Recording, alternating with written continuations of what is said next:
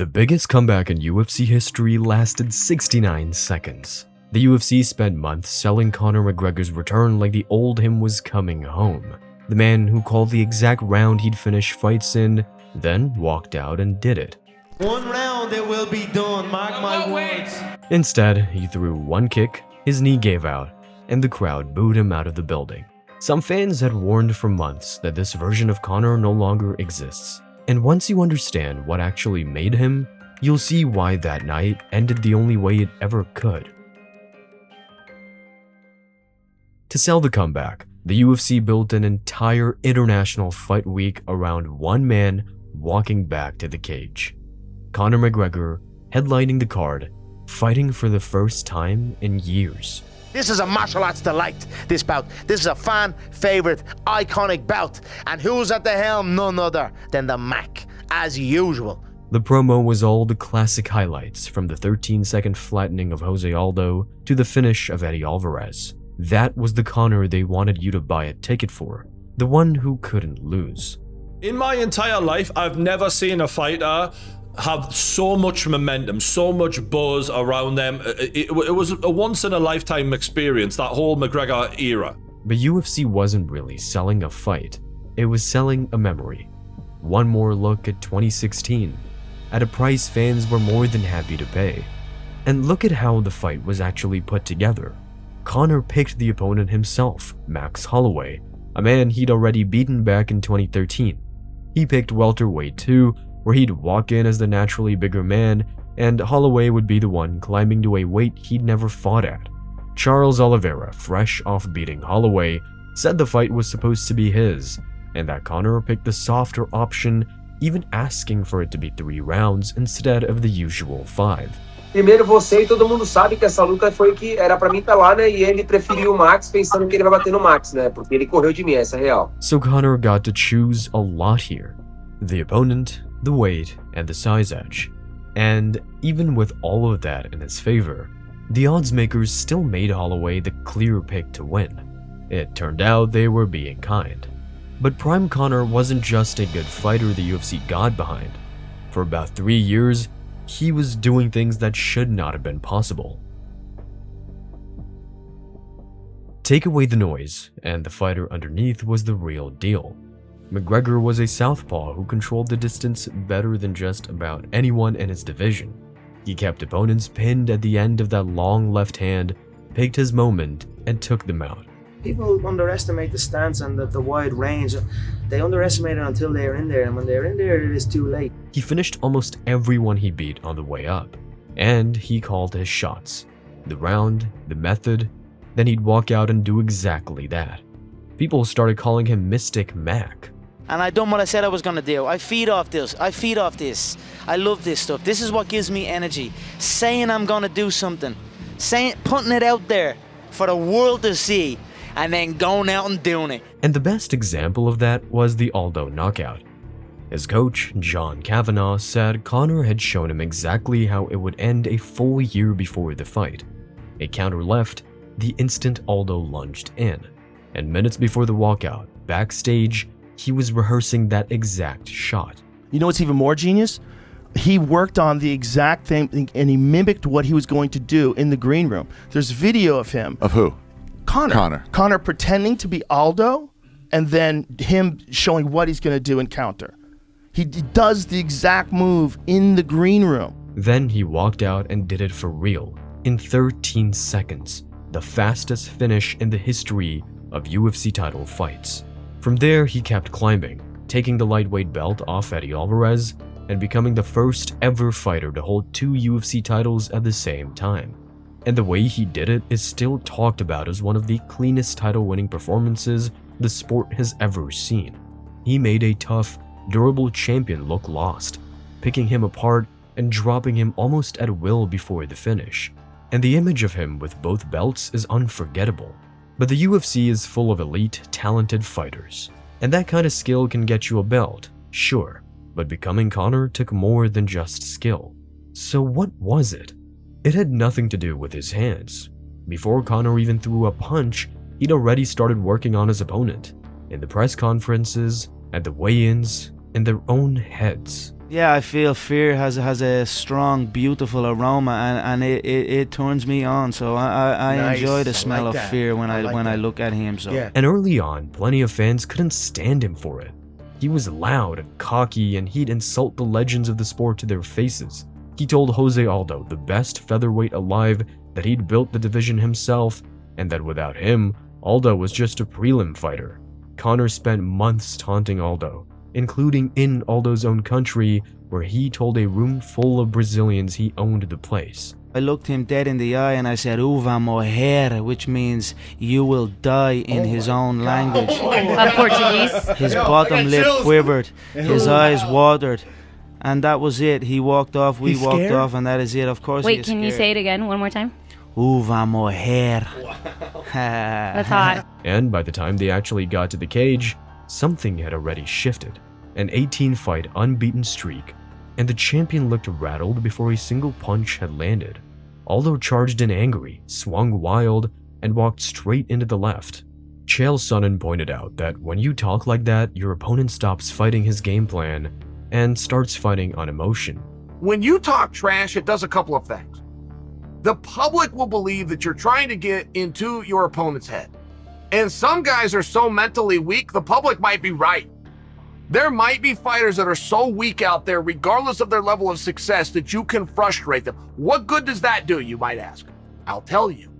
If you can frustrate a guy, it's very similar to who's got more pressure on them.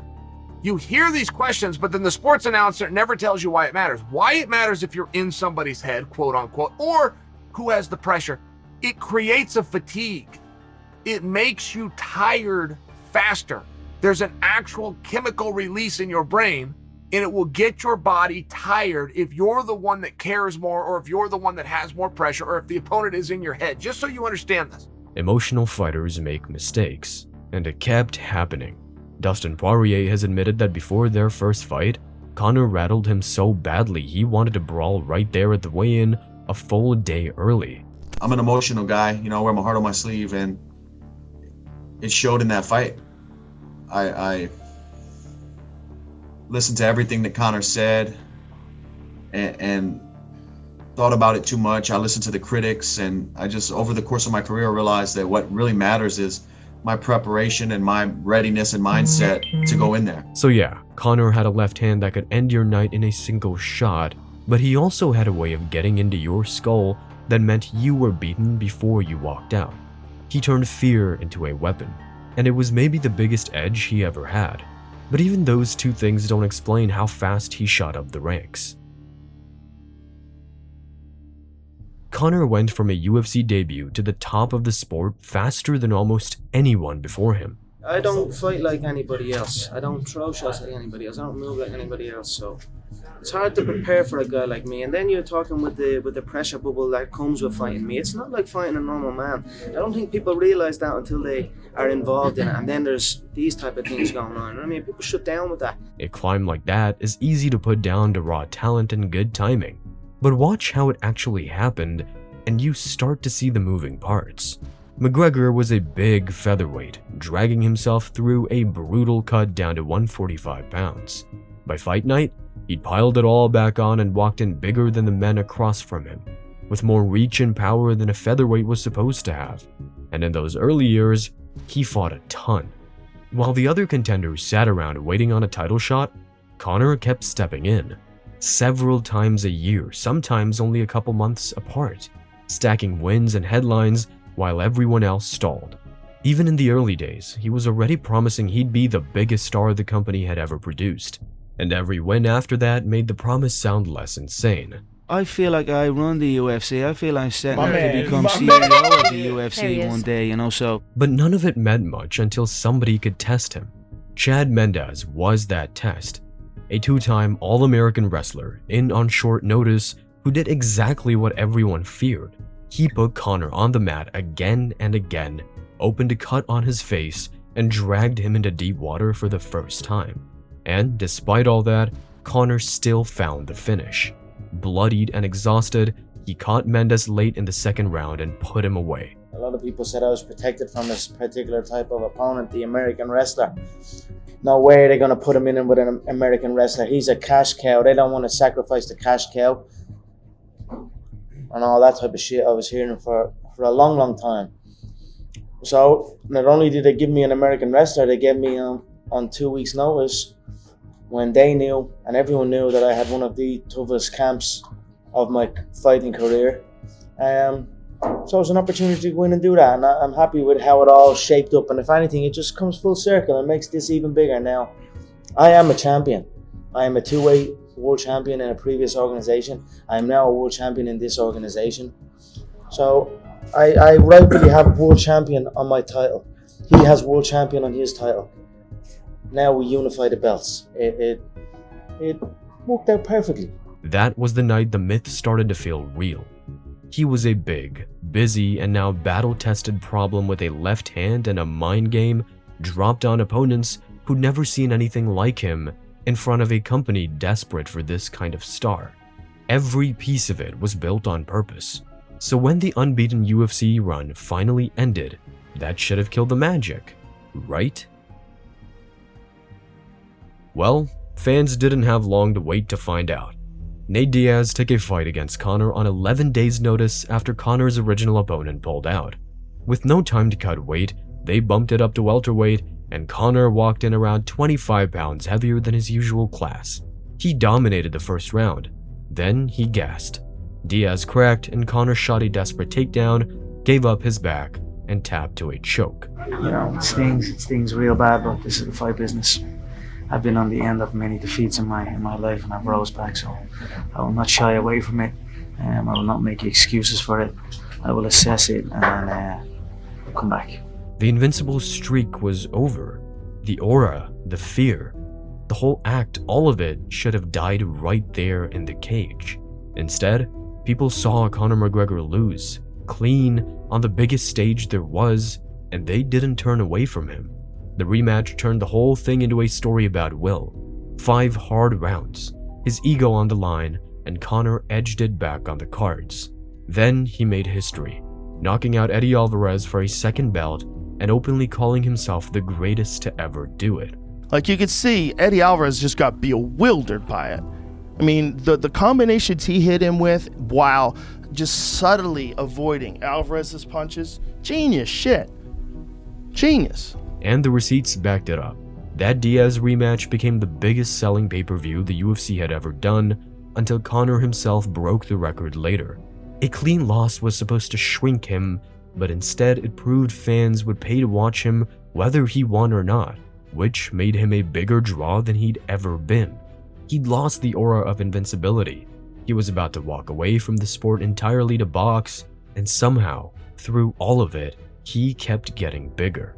No fighter grows like that on their own, not while losing and possibly even leaving the sport. There was something else on top of everything. So the question is, what turned a great fighter into a global phenomenon? Part of the answer is that the UFC got behind him like it had never done for anyone. There's always favoritism to the guy who puts asses in seats. You can't get around that. That's the way the sport goes. Take the build to his fight with Jose Aldo. The UFC put on a world tour, 8 cities, 5 countries, 12 days, with both men flown around the planet on private jets. And Dana White said they spent more money promoting that fight than any fight in company history. And then there's the idea of Red Panty Night. It's Red Panty Night when you signed to fight me, eh? Back at home with your wife. It's a celebration. It became one of the most famous lines in the sport. The idea was simple.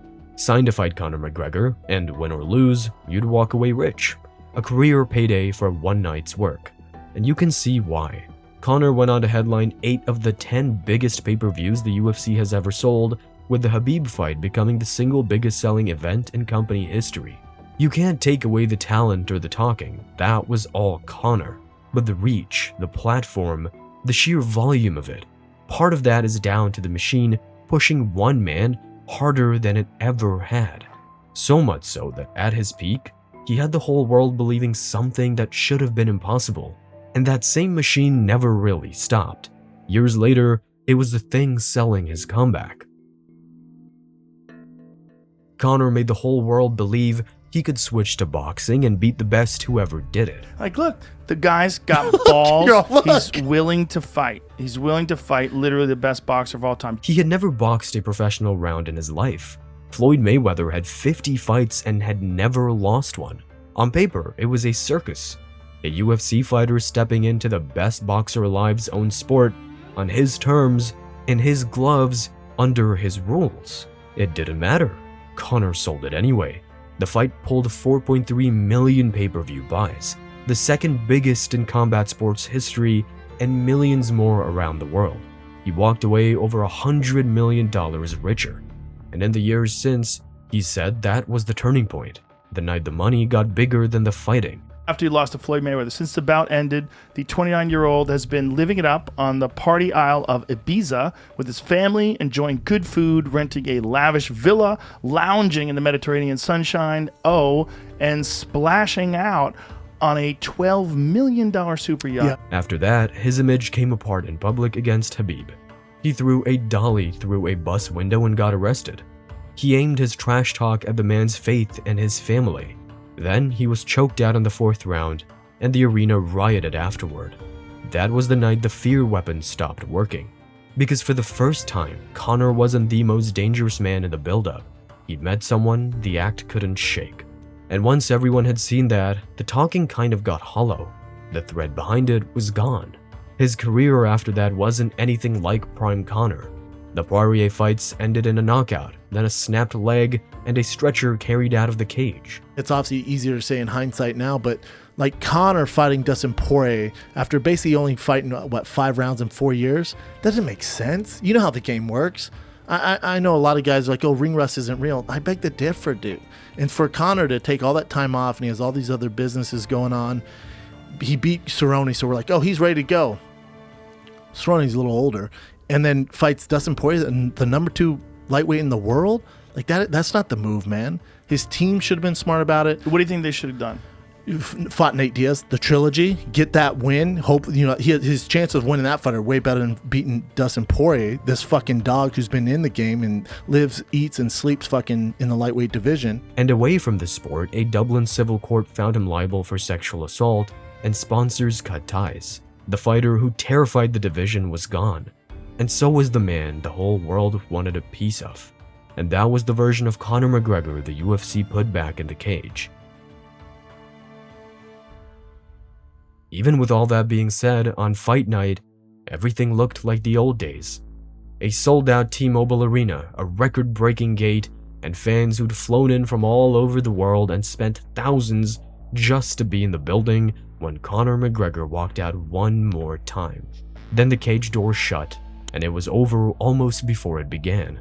Conor sprinted across the octagon and threw a jumping kick, the kind of thing he'd done 1,000 times. But he landed wrong, and his knee gave out underneath him. He went down twice trying to fight on, and by the 69-second mark, the referee had seen enough. Max Holloway said afterwards that he was the one telling the referee to stop it, while Conor kept shouting that he wanted to fight. During the fight, you could obviously tell his demeanor changed, And I was, shout out to the ref. I was trying to tell the ref sooner, like this guy's kids is front row, I don't want to see him take unnecessary damage, trying to stop the fight. But this is how crazy Conor is. The first time he's on the ground, I was punching him. He's like, fight. I was like, okay. That's why I backed up. I said, stand up then. Let's fight. And then he fell back down, and then the fight was called. And that's the part that stings the most. The man who once walked through the sport like he owned it was standing on one leg, begging to carry on, in a fight he could no longer take part in. According to Dana, the early verdict was a blown ACL. Here we go. I mean, I was expecting at least a one-round war, or, who knew what Conor was capable of as far as cardio or whatever else after a 5-year layoff. And, well, there you go. I mean, we're assuming blown ACL.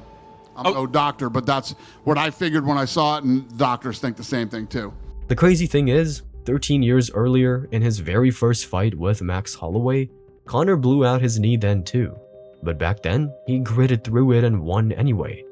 This time, the same injury against the same man ended his night in 69 seconds. The crowd booed as the result was read out.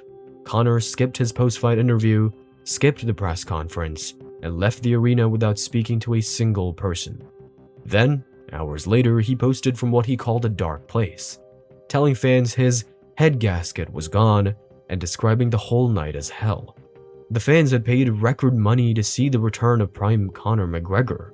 What they got was 69 seconds and the clearest proof yet that he's gone. Prime Conor was the perfect storm, a set of conditions that all hit the same man at the same time. The talent, the fear, the rise, and a promotional machine pushing one fighter harder than it ever had before. All of those are gone now, and a lot of them he wrecked with his own hands.